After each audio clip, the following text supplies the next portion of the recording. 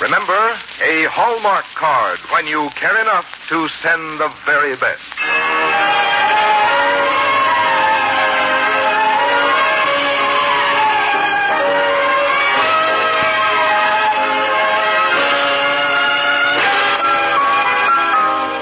Tonight, from Hollywood, the makers of Hallmark greeting cards bring you an exciting dramatization of an unforgettable story on the Hallmark Playhouse.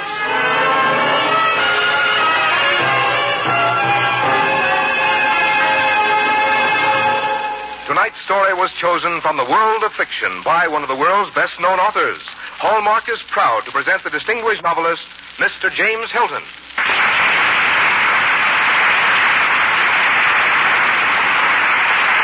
Good evening, ladies and gentlemen. Tonight on the Hallmark Playhouse, we are presenting Drums Along the Mohawk by Walter D. Edmonds. You know, Mr. Edmonds was born and raised in the historic region he writes about, and he has used with great skill the raw material of America's early days, that saga of gallantry and endurance, of battles against nature as well as with the Indians. Indians. You know, Mr. Hilton, nowadays we tend to think of the Indians as characters in boys' stories. Yes, that's true. Or else we're influenced by our sympathy for the friendly, decent, and rather sad people who are their living descendants today. Consequently, many of us find it hard to imagine the terror in which the Indians were held by the early settlers as they pushed up the valleys from the eastern seaboard. One of those valleys is Mr. Edmonds' Mohawk, which descends to the Hudson River near Albany. Last year, I drove across America from coast to coast, traveling incidentally about 10,000 miles and taking 6 weeks for the job, which is perhaps the best way to make such a trip. And the last lap across New York State was down the Mohawk Valley, still rich in the beauties of the countryside, but also clustered with busy industrial cities. As I drove, I couldn't help remembering Mr. Edmonds' fine story and the great days it told of. But before we begin, here's Frank Goss, who has a message from the people who bring you these stories. There are Hallmark cards for every memorable occasion on your calendar. For birthdays, anniversaries, holidays. Yes, for every occasion that calls for remembrance, for a friendly greeting, a word of good cheer, an expression of sympathy. There is a Hallmark card that says just what you want to say, the way you want to say it. And that identifying name on the back, Hallmark, well, that says you cared enough to send the very best. And now, here is James Hilton and Drums Along the Mohawk. You are about to hear the story of the American Revolution, not in terms of Valley Forge and Yorktown, but as it was endured in the deep woods and on the exposed farms, as the settlers fought Indians led against them by white renegades who had sold out to the enemy. If you live here in the Mohawk, you always keep listening for the sound of drums. If you can't hear them, you know that they're there anyhow, somewhere just beyond the next hilltop, just out of sight.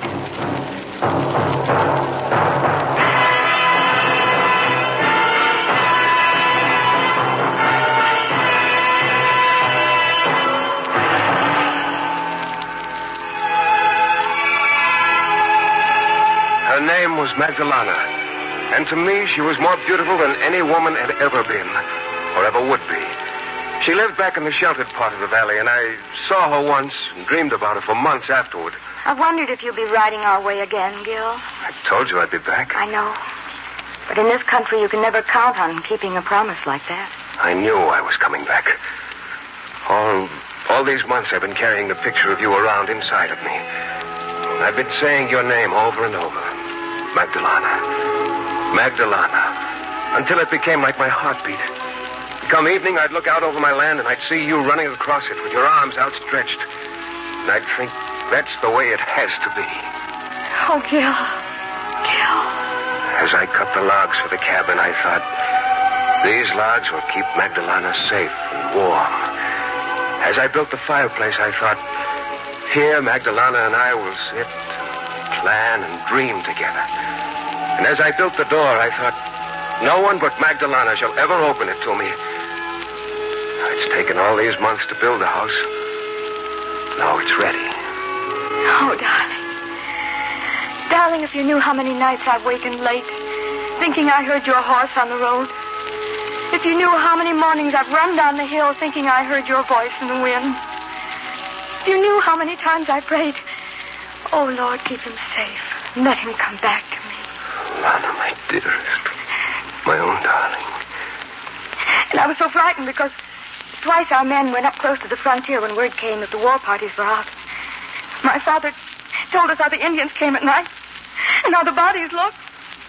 The heads raw and bleeding with the scalps. Oh, please don't think about it. This is the beginning for us. Let's not talk of death or endings. Love and hate and fear go hand in hand in the Mohawk, don't they? We have this day to love. But whether there will be another, we never know. You're young to be so bitter. I found my grandfather's body in the snow when I was 7. You don't forget those things. You learn in one indelible moment that nothing is permanent. Life least of all. I'll show you homes that are permanent. I'll introduce you to the people who've raised their children in this valley and who love it. I'll keep you safe if you'll have me. But, darling, with you beside me, I'd have everything a man could ever wish for. Gil, to be beside you would be all that a woman could ever pray for.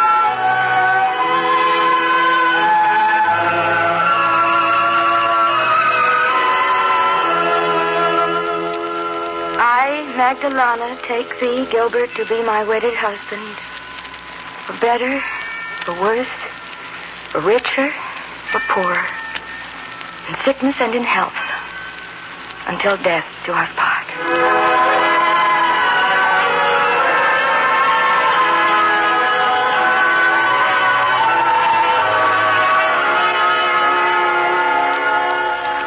And so Lana and I began our journey down the Mohawk.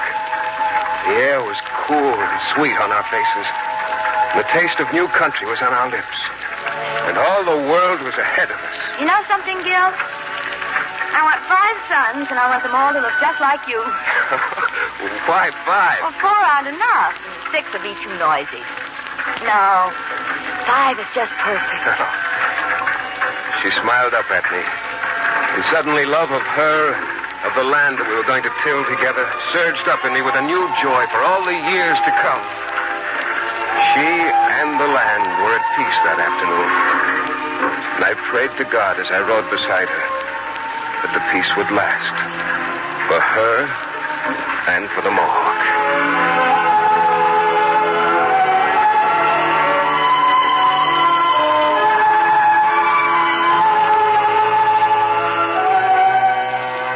And so we began the new days. It was a rich, golden summer for us and for the Mohawk Valley. She worked beside me in the fields, and her hair was like a fire in the sunlight. And at night, she'd fuss with a picture or the position of a chair or a curtain. Her face was something you'd want to memorize. Sometimes our closest neighbor, Mrs. Weaver, would come over in the evening. Let me get you a cool drink of milk, Mrs. Weaver. Thanks, don't mind if you do. Where's George? Well, he had to go over to Captain DeMuth on business, so he just let me off the gate. But he'll stop in on his way back.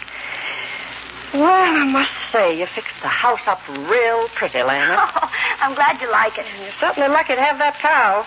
Only one other in this part of the country. Reels used to have one, but the Indians got him. So what's that feather on top of the cabinet? Oh, well, let me show you. It's a peacock feather. My grandmother gave it to my mother when she went west, and my mother gave it to me, so I'd have a reminder of home always in sight. It's like a feather from an angel's wing. It's beautiful, isn't it? Well, has George had any news about Muster Day? Well, they're still having it tomorrow. Man stopped by this morning and told us they'd had a raid down the valleyways. There was white men painted up like Indians, and they were fighting right along with them. It sounds like Walter Butler and his gang. White men fighting with the Indians? They come over the border from Canada and do whatever damage they can. Well, I wonder how the war is progressing. We're so isolated back here, it's almost like we're fighting another war. Well, I hear tell they took the statue of King George that stood in New York and melted it up for bullets. And they're firing them at His Majesty's men. Lana, would you like to go down and stay with Mrs. Weaver tomorrow while I'm away? Oh, you better come, dearie. No point staying here all alone. Kinda gets on your nerves. Just you in the woods. And those drums out there. No, I think I'll stay here. But I've got to, Gil. I've never stayed here alone. I've got to.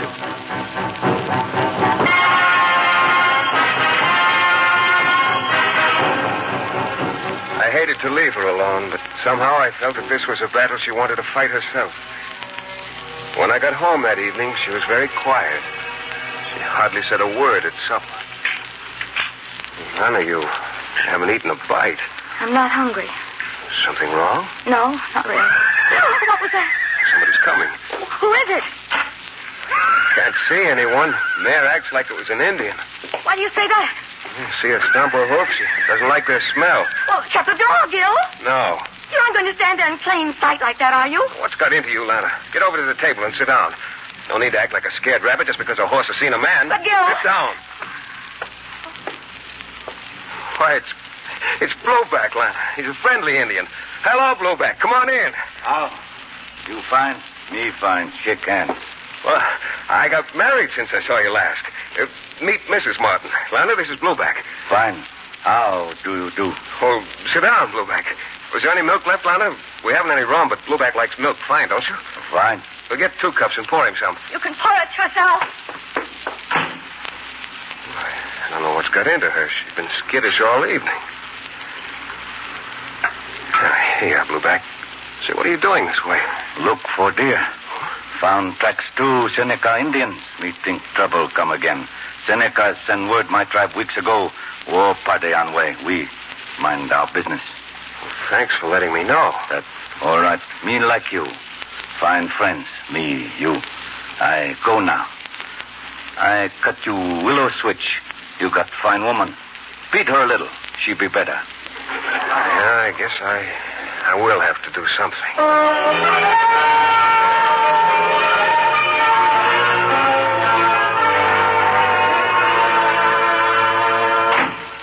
What are you doing? Boiling the cup that thing drank out of. Lana, you had no right acting the way you did in front of Blueback. You could have poured him some milk. Am I supposed to feed him so he can scalp us next week? He's one of Reverend Kirkland's Indians. He's a good Indian. Good Indian. Lana, he came to tell me that there's trouble coming. That the Senecas are on the warpath. He did? Doesn't know whether they're coming in this direction or not, but he wanted us to be warned. What will we do? Nothing. We'll go on just like we have been, but we'll keep our eyes open. We'll complete our harvest, and then we'll have the log rolling just as we planned. Oh, I'm sorry, Gil. I'm sorry. I don't know what possessed me to act like that. But to see that Indian inside our own house... I know how you feel. There are few enough that are friendly to us. We have to do our best to keep that friendship. Gil, there's something that I think I'd better tell you. What? In maybe 5 months, we're going to have a baby. Baby? Oh, Lana, that's wonderful. Our first son. We're going to call him Gilbert. Oh, my darling. My darling.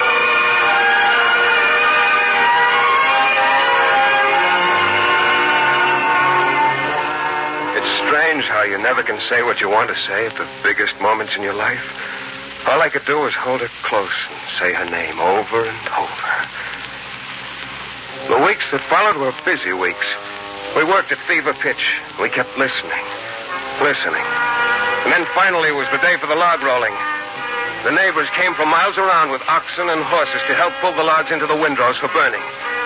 It was both a way of clearing the land and having a holiday.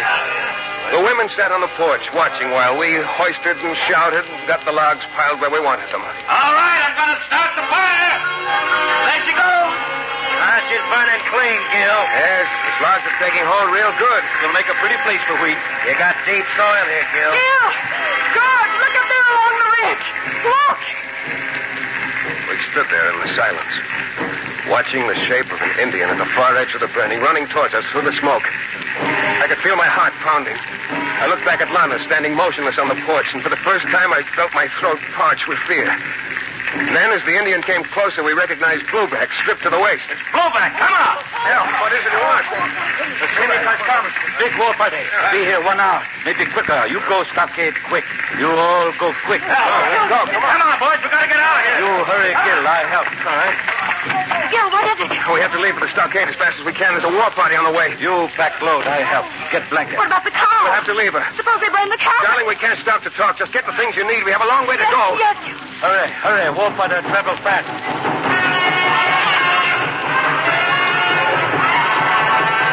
You drive fast. I see you by and by. Oh, thanks. You're a good friend, Blueback. Sure. Fine friends. Thank you for all your help, Blueback. Maybe we'll be seeing you again. Sure, but you go now. Men come pretty fast soon. White men with them. Or the butler. Get up! Oh, Gil! Gil, I wanted our son to be born in that house. Don't look back, Lana. It's easier if you don't look back. It's the end of the world, isn't it? The end of our world. Hold on to the sides of the wagon, Lana. Hold on tight. I started shooting in the woods already. Come on, faster! Faster! Faster!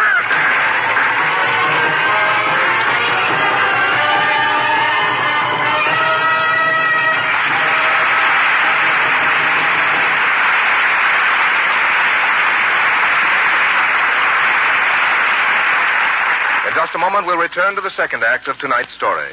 But first, I'd like to tell you a story about a prominent journalist who learned something very worthwhile early in his career. As a cub reporter, his assignments were routine, covering uneventful daily occurrences, and he became impatient with his progress. One day, he approached his city editor and asked for a more important assignment. More important, the city editor exclaimed. You have an important job right now. You're writing about people. Forget about yourself. See with their eyes. Hear with their ears. Speak through their lips. Do that, and every assignment you get will be important. Seeing things through other people's eyes is important. It creates understanding, sympathy, warmth. The qualities you'll be quick to recognize in Hallmark cards. For those who make Hallmark cards believe that anything as personal as a greeting card must have an extra measure of thoughtfulness. That's why Hallmark cards always seem to say just what you want to say, the way you want to say it. That's why, too, your friends get an extra measure of satisfaction when they turn the card over, as you did, and see the name Hallmark, the name that tells your friends you cared enough to send the very best. Now, James Hilton continues with the second act of the story he's chosen for tonight, Walter D. Edmonds, Drums Along the Mohawk.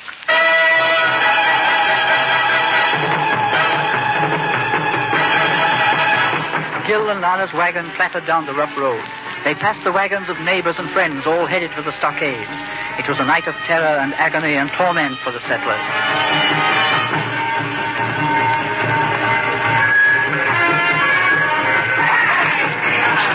Our horses were all played out when they broke out of the woods at Sarah and found the level road at last. We could hear the warning bells. The sound of the bells grew louder and louder. It seemed to me that I'd never be able to clear my head at the sound. Gil! Lana was shouting at me, but I could hardly hear. Gil! Gil! What did you say, Lana? Gil, I can't stand it anymore. Stop the wagon. I can't stand it anymore. You've got to stand it. Hold on, Lana. Just a little way now. Just a little way.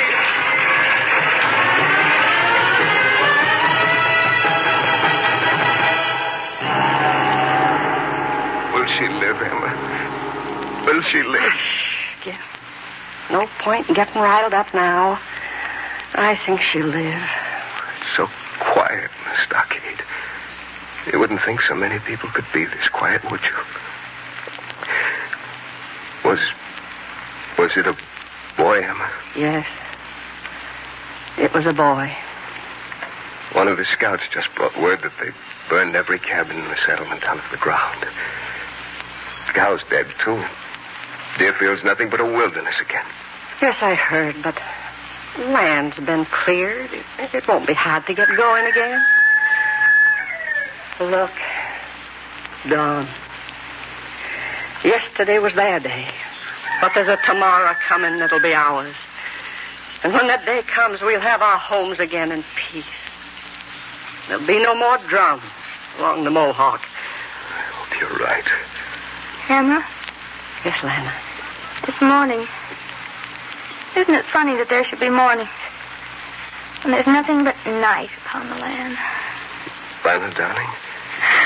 What? She turned away from me.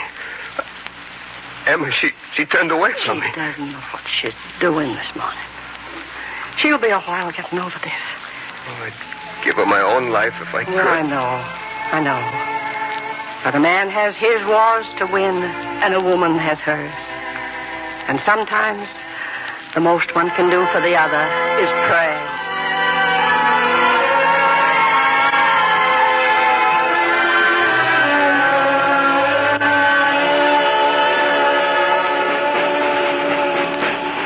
marched in the morning. Someone had made a flag out of ammunition shirts and a blue cloak and a woman's red petticoat. The women stood at the entrance to the stockade watching us go. When we reached the height of the hill and could look back, they were still watching. I waved with the others. And then we followed the flag out of sight into the valley of the Mohawk.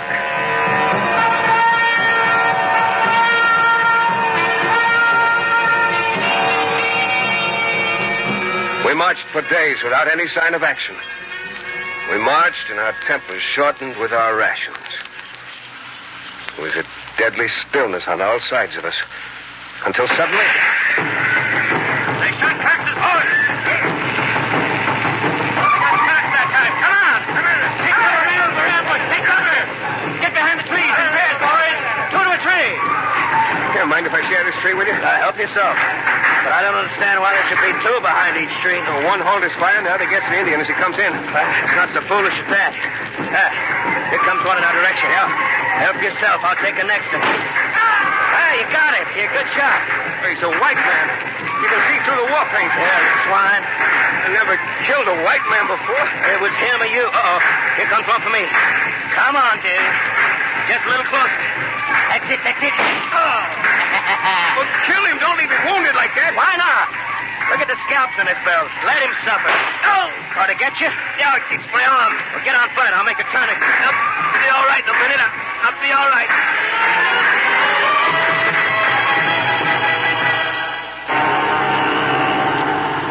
Here. Now swallow this.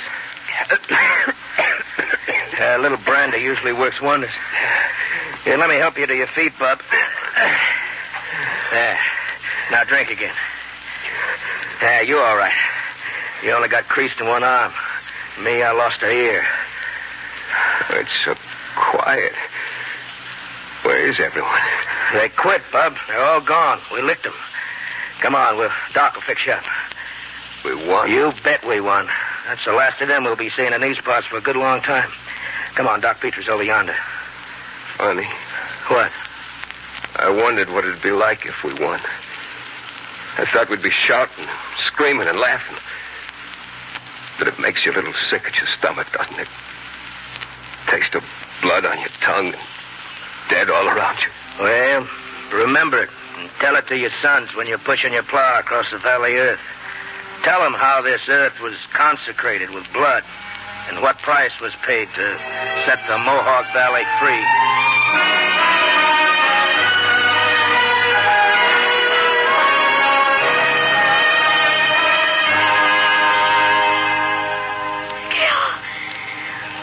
Gil, darling. You're really here. You're really safe. We heard about the casualties. Oh, my darling, I was so afraid for you. There were 2,500 of us that could bear arms. We came back less than 800. I know, but it's all over now. We can go back to Deerfield now, can't we? Yes. Washington's taken Cornwallis in Virginia. And the Indians are driven out of the Mohawk. We can live on the land now and harvest this peace we fought for. Oh, my dear, I love you so much. So very much. And in that manner, I came back to her. And I knew she was mine as she'd never been before. And that she would be mine as long as we both should live. And so, once more, we packed our belongings back on their wagons. Headed our horses back into the valley of the Mohawk. There's our land, darling. You see? Oh, steady there. Oh. Yes. Oh, Gil, it's even more beautiful than I remember. Steady, girl. She's acting just like she did the day you said she smelled an Indian. I'll say she is. Well, she does. Look. How? You fine? Me fine. She can. Blueback! Well, Blueback, I'm glad to see you. How are you? You build house again? I certainly am. I help. I bring something, Miss Madam. Oh, Gil. Lord. My peacock feather. I save before they burn house. I keep for you. Blueback, you're wonderful. Plenty smart, Blueback. Oh, how peaceful it is. How beautifully, quietly peaceful. We'll never hear them again, will we, Gil? No. I don't think you'll ever hear any drums along the Mohawk again. Get up! Come on, girl. Don't hop on, Bluebird. Get up!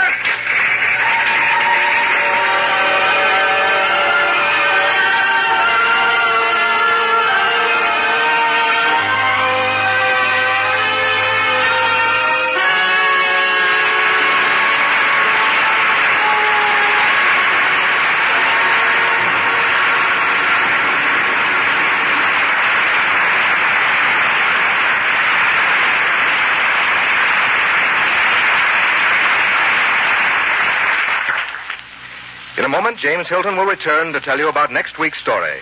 Meantime, I'd like to remind you that there's nothing like one of those colorful Hallmark dolls from the land of make-believe to make a child's eyes light up with joy. There are 16 dolls in all: Little Miss Muffet, Cinderella, Little Boy Blue, and 13 other childhood favorites.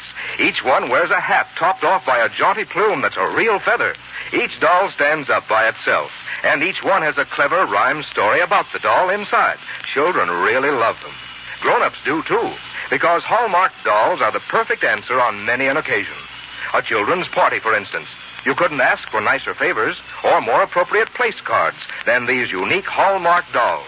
Or as rewards for good behavior, children will be as good can be when they know that the reward for faithfully following your instructions will be a new and different Hallmark doll to add to their collection. And remember, these colorful, feather-hatted Hallmark dolls are just as grand for children who live far away from you as for those in your own home. Hallmark dolls, you see, are just as easy to send as any Hallmark greeting card, and they cost only 25 cents each. See all 16 of the charming and colorful Hallmark dolls tomorrow at the store where you buy your Hallmark greeting cards. Now here again is James Hilton. Next week, we present State Fair by Phil Storm, a story far from the times when the drums sounded along the Mohawk. In fact, it's a tale of only yesterday and of the flowering of that destiny which the early settlers fought for. America, during those 150 years, had pushed westward and grown prosperous. She had also become a nation of comfortable homes and friendly neighbors. They had their fun, too, and all this is gathered together by the skill of the novelist and woven into the richly patterned story of State Fair. And the following week, we present To Marry with Love by Richard Sherman, a warm-hearted romance against the background of the big city. So please be listening next Thursday, and until then, this is James Hilton saying good night.